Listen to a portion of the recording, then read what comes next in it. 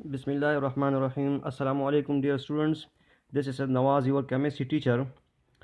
If you remember, we have started the electronic configuration and we have discussed that the distribution or arrangement of electrons around the nucleus in orbits or shells is called electronic configuration. ये तो हमें समझ आ गया था कि electronic configuration क्या होता है, लेकिन मसला ये है कि इसको कैसे करते हैं, किस तरह इलेक्ट्रॉन्स न्यूक्लियस के इर्द गिर्द स्पेसिफिक शेल्स या ऑर्बिट में अरेंज होते हैं। तो इसका तरीक़ेकार कुछ ये है। सबसे पहले अगर आप देखें तो इलेक्ट्रॉन उस एनर्जी लेवल में जाएंगे जिसकी एनर्जी कम होती है, ठीक है। तो सबसे पहले हम स्टार्ट लेते हैं, जैसे कि शेल के है तो इसको कहते हैं शेल नंबर 1। तो तरीक़ेकार क्या है इलेक्ट्रॉनिक कॉन्फ़िगरेशन किसी एलिमेंट का मालूम करने के लिए, आप इस तरह करेंगे कि लिखेंगे इसके सामने 1s2। क्लियर हो गया। एक यानी पहला शेल है तो पहले शेल में सिर्फ एक सब शेल है और वो है s। तो इसके साथ मैंने जो 1 लिखा है ये नंबर ऑफ शेल को शो करता है, s जो है ना ये सब शेल को शो करता है, और इसके ऊपर मैंने जो 2 लिखा है ये इलेक्ट्रॉन्स की तादाद को शो करता है। क्लियर।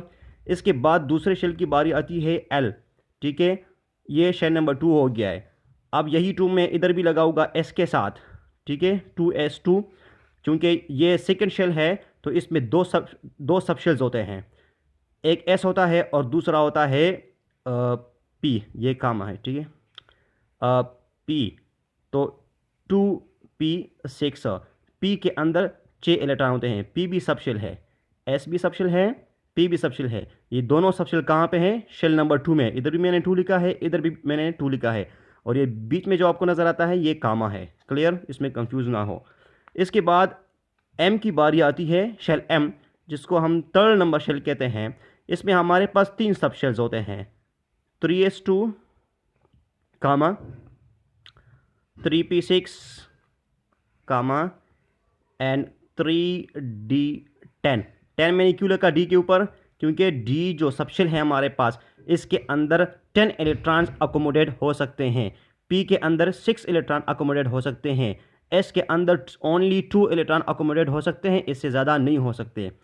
इसके बाद n की बारी आती है जो शेल नंबर 4 है। तो अब हम बारी बारी हर सब शेल के साथ 4 लगाएंगे, यानी 4s2 ये एक सब शेल हो गया, ठीक है, 4p6, इसी तरह 4d10 and the last one is the 4f14। अब मैंने 14 क्यों लिख लिया? क्योंकि f के अंदर 14 इलेक्ट्रॉन्स आते हैं, तो इसलिए मैंने ऊपर 14 लिख लिया। जिस तरह शेल नंबर 1 में है तो एक सब शेल, शेल नंबर 2 है तो 2 सब शेल्स, शेल नंबर 3 है तो 3 सब शेल्स s, p और d, शेल नंबर 4 है तो 4 सब shells s, p, d and f, ठीक है। अब क्या करना होगा? अब हर सब शेल के ऊपर आप लोगों ने एरोस ड्रा करना होगा। ये हो गया एक, ये दूसरा। अब देखिए ये एरो जिस सब शेल पे गुजरता है तो आप लोगों ने उसी तरीके से इसको वापस लिखना होगा, ठीक है। अब यहाँ पर देखें, अब मिसाल हम लेते हैं कि सोडियम का हम किस तरह इलेक्ट्रॉनिक कॉन्फ़िगरेशन कर लेंगे। तो देखिए ये Na, इसका एटॉमिक नंबर है 11 और मास नंबर है 12। तो क्या करेंगे? यही तरीका यूज़ करेंगे जो मैंने पहले स्केच बनाया है। तो सबसे पहले एरो कौन से सब शेल पे गुजरता है? ज़ाहिर है इस पर 1s2, ये मैं लिख दूंगा 1s2, कामा लगाऊंगा। फिर 2s2 पे गुजरता है तो फिर मैं लिखूंगा 2s2। फिर इसके बाद इसकी बारी है ना 2p6, तो ये लिख दिया मैंने 2p6। और इसी तरह इसके बाद है 3s पे ये एरो गुजरता है तो 3s2। अब मुझे इलेक्ट्रॉन गिनने हैं कि कितने हो गए। 2 + 2 4 हो गए, 4 + 6 10, 10 + 2 12 हो गई। लेकिन हमारे पास जो एटॉमिक नंबर है वो 11 है, तो जाहिर है जब एटॉमिक नंबर 11 है तो इलेक्ट्रॉन भी 11 होंगे। तो ये 2 को मैं मिटाऊंगा, इसकी जगह लिखूंगा 1। अब ये इलेक्ट्रॉनिक कॉन्फ़िगरेशन हो गया सोडियम का। तो ये तरीक़ेकार है किसी भी एलिमेंट का, अगर आप इलेक्ट्रॉनिक कॉन्फ़िगरेशन मालूम करोगे तो इस तरीके से आप लोग लिखोगे, स्केच ड्रा करोगे, उसके ऊपर एरो ड्रा करोगे। जिस सब शेल के ऊपर पहले एरो गुजरता है पहले उसको आपने लिखना होगा, क्योंकि उसकी एनर्जी सबसे कम होती है। और इसी तरह मज़ीद आप आगे बढ़ते जाएं उस वक्त तक आप आगे बढ़ते जाए जब तक इलेक्ट्रॉन पूरे हो जाए। तो बस ये होगा कंप्लीट इलेक्ट्रॉनिक कॉन्फ़िगरेशन, जिस तरह मैंने ये सोडियम का किया। आज का हमारा जो दूसरा टॉपिक है वो है आइसोटोप्स, कि आइसोटोप्स क्या होते हैं। Isotopes are the atoms of the same element having same atomic number but different mass number. क्या होगा, एक ही एलिमेंट के एटम्स होते हैं, बिल्कुल एक जैसे होते हैं, फर्क ये होगा कि उनका जो मास नंबर है वो सिर्फ डिफरेंट होगा एटमों का आपस में, बाकी जो एटॉमिक नंबर है ना वो सेम होगा। ठीक है, तो जाहिर है एक ही एलिमेंट है तो एटॉमिक नंबर भी सेम होगा, चेंज तो नहीं हो सकता, सिर्फ मास नंबर डिफरेंट होते हैं। तो this is the definition of isotope.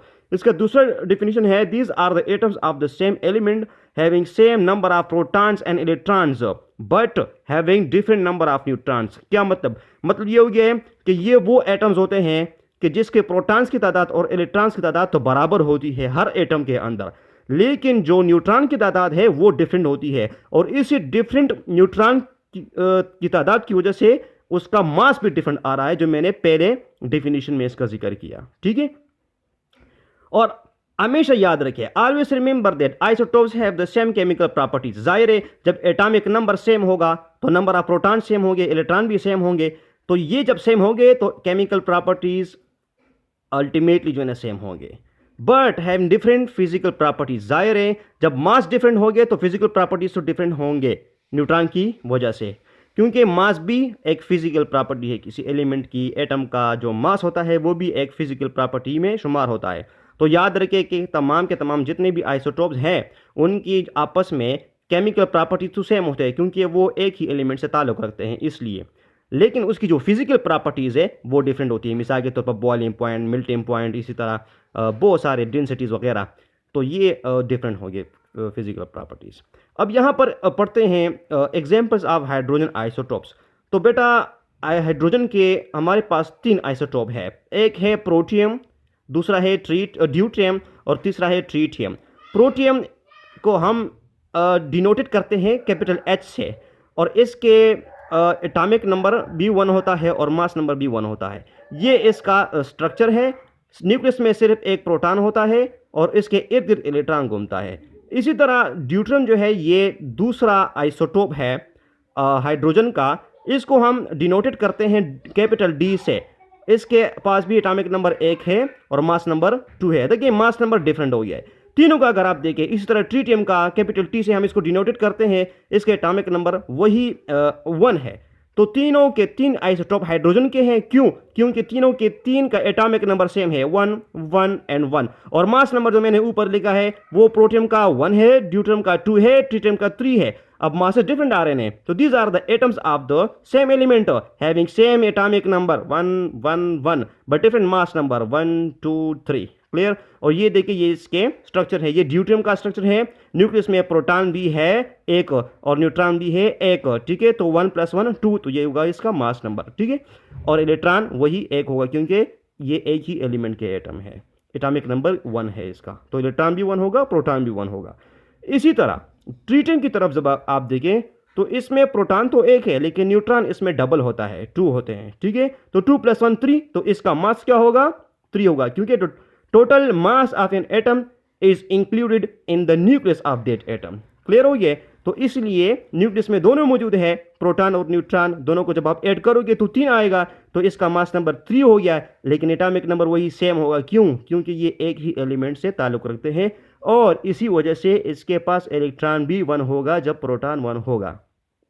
तो ये इसके एटॉमिक नंबर की वजह से है कि दोनों का सबका एटॉमिक नंबर, तीनों का एटॉमिक नंबर जो है ना वो 1 1 है, यानी सेम है।